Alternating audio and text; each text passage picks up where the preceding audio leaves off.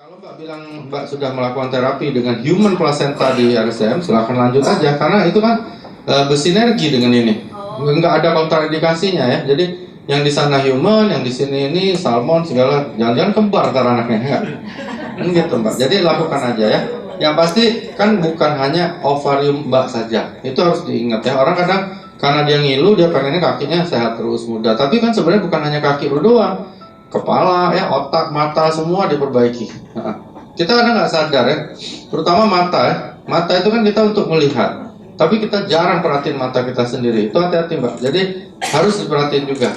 Kan kita matanya untuk melihat nih, tapi kita sendiri jarang meriksa mata kita. Nah kalau dengan stem cell terapi ini, kita nggak usah capek-capek untuk melihatin seluruh bagian tubuh kita, karena dia akan ganti sendiri itu. Gitu. Jadi Mbak nggak usah suruh. Iya, kayak gini nih, misalnya. Mas ini datang kakinya ngilu, kan aku terkonsentrasi dengan kaki ngilunya ya, aku kasih analgesik, aku kasih anti-inflamasi supaya ngilunya hilang ya kan, gitu sudah gitu Silvi. Nah tapi kalau stem cell bukan seperti itu, dia datang dia cari sebabnya, gitu. Itu bedanya terapi sel hidup. Jadi nggak perlu disuruh, dia nggak perlu bilang nih kaki gue sakit, nggak perlu.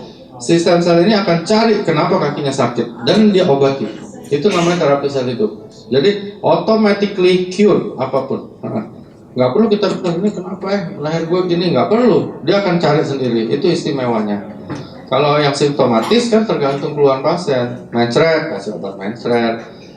Pusing, kasih obat pusing. Tapi penyebabnya apa? Nggak tahu.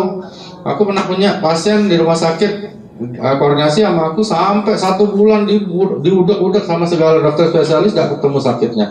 Jawabannya 2. Kalau nggak virus, kanker gitu kan, ngacau gitu. Tapi kalau dengan terapi stem cell itu akan dicari dan diperbaiki sendiri, termasuk Mbak punya ya. Selama ovariumnya belum mati ya Mbak. Ya kalau udah mati ya nggak bisa. Cuman nggak bisa punya anak aja. Tapi yang lainnya dia balik muda lagi. Gitu.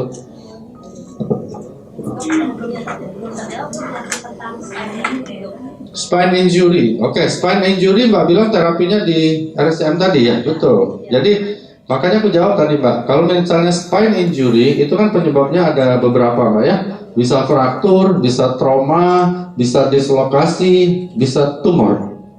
Tapi mudah-mudahan yang terakhir kan enggak.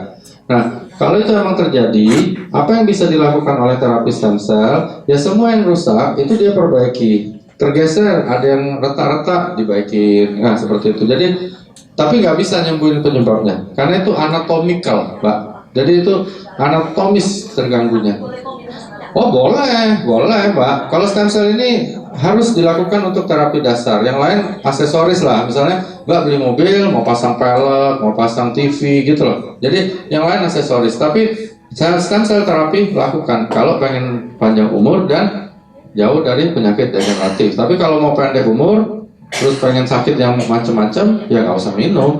Minum biasa aja, minum air, vitamin C apa cukup. Tapi kalau kita mau hidup lebih bagus kualitasnya, lakukan terapi stem cell. Apalagi ini ada SOP kan, kenapa nggak minum? Minum lah.